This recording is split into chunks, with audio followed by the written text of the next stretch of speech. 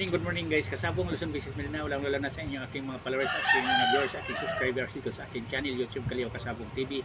Sa umaga na ito ngayon, magbigay naman ko unting tip sa inyong mga baguhan pa lang tungkol sa kaalaman ko dito sa pagpapalahi ng manok, kung anong ibig sabihin sa tamang sukat dapat ang gagamitin nating mga pangmaterialis, babae, malalaki man yan. Ito pala ipakila ko muna sa inyo kasabong, ito siya ang linyada na minamanok ko rin na Buston. Kasi sakto sa sukat, batang-bata pa, wala pa itong 4 months, magpo 4 months pa lang. Ipapaliwanag ko pala sa inyong mabaguhan pa lang. Ang madalas nating marinig sa ibang magmamanok nagpapalahi din na dapat ang mamanokin natin yung nasa sakto sa sukat, mga matangkad, huwag yung mababang mababa.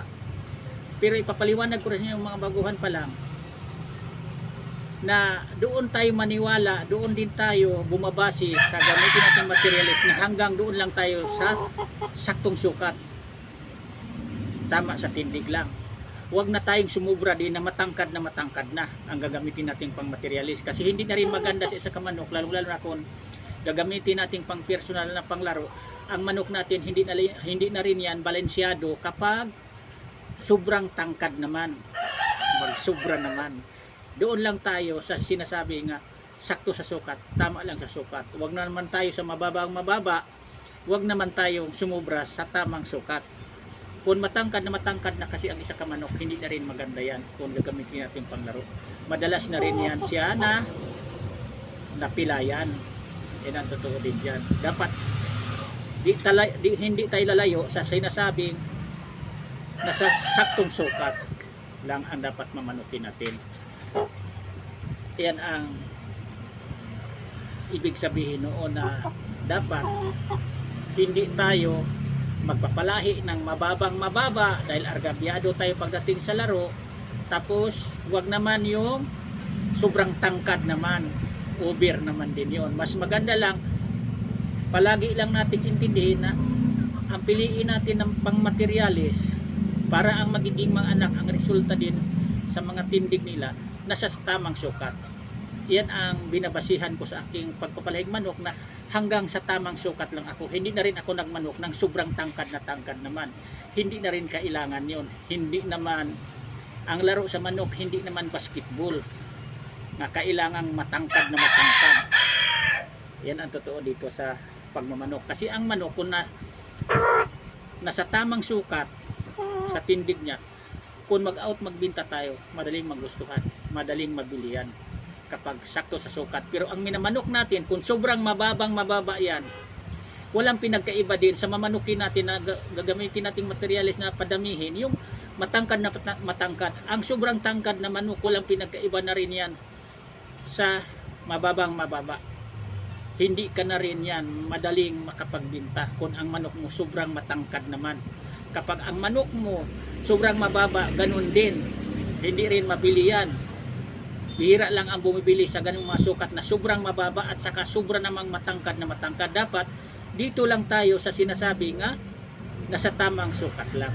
Yan ang lagi nating binabasihan, lalong-lalo na kayong mga baguhan pa lang nagpapalahi ng manok, na dito sa pag-alagang manok, ang pinaka-importante dito, pinag-isipan natin ng maigi, pinag-aralan natin kung ano ang tama sa sukat na mamanukin natin, nagagastusan natin, dahil hindi biro ang pagmamanok, pira ang kinakain araw-araw dito.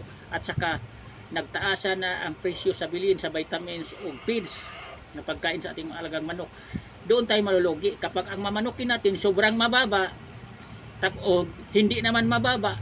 Ang napili naman nating linyada, minamanok natin, oversize naman, sobra naman tangkad. Walang pinagkaiba yan. Kapag sobra namang malaking masyado ang katawan sa manok nimo para ng Peruvian na linyada, hindi na rin yan mabilihin sa mga sukat na sobrang oversize naman, sobrang laki. Kapag sobra ding mababa, ganon din yan, hindi rin mabili yan, dahil ayawan sa namimili, dahil di pwede sa paningin nila na yan ang mamanukin nila ang gagamitin na panglaro, pang personal, dahil luging-lugi sila dahil mababa. Kapag sobrang laki naman, ganun din yan. Walang pinagkaiba. Ang sobrang mababang manok, Lugi tayo pag yan ang padamihin natin. Kapag sobra namang malaki, matangkad ang mga manok natin, ganon din lugi tayo kasi malalaki nga ang mga pangatawan, hindi naman bilihin kasi hindi naman pasok sa sinasabi nga standard lang dapat, nasa tamang sukat lang. Yan ang ibig sabihin yan.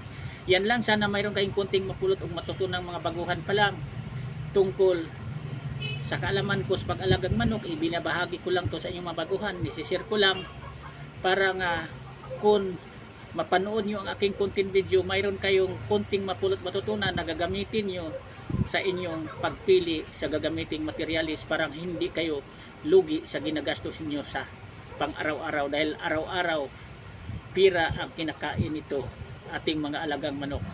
Maggastusan tayo ng malaki, tapos pag dumami na, hindi mabili ang ating manok dahil hindi pasok sa tamang sukat. Dapat doon lang tayo sa standard na sukatan sa manukin natin. Yan lang, maraming salamat ulit sa pagpanood. Bukas uli, ibang topic ipapaliwanag ko sa inyo. Maraming salamat pala sa nagsubaybay, nagsupport dito sa akin channel, YouTube Kaliw Kasabong TV, sa aking ginawang mga content video tungkol sa kaalaman ko sa pag-alaga ng manok.